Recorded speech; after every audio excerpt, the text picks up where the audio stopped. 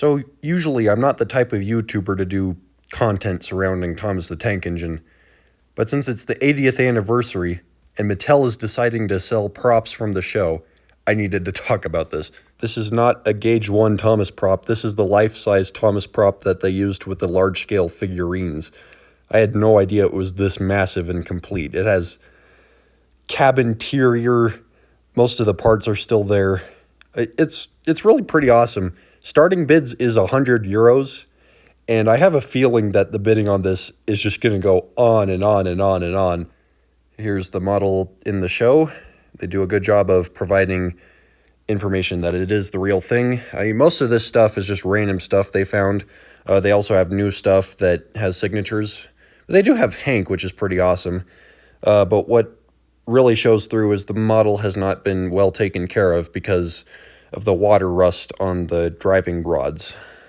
But the side profiling, which we never get to see, is pretty awesome.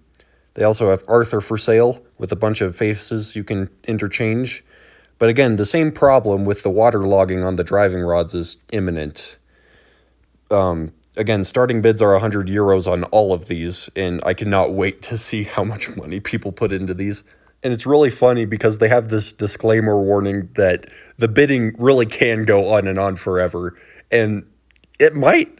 There's going to be a point where it's like, how much money do I really want to put into this? That is not the case with Thomas the Tank Engine fans. They also have Fergus. Fergus is in really rough condition. There's rust everywhere on him, and I think there's a few different pieces missing. Again, that's not a problem for the average Thomas fan. Again, they're having Mighty Mac, the double-faced engine. And I don't think it's going to have as much money go into it as other props like Arthur and Billy. I think Billy is going to go for about 50 grand, even again with the water logging on the driving rods.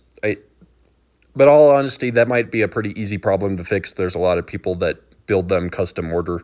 Scrolling through, they have like an uncompleted James prop, a bunch of figurines and faces, and some car collections. I think the car collections might also go for a hefty buck because Gauge 1 stuff is getting pretty rare.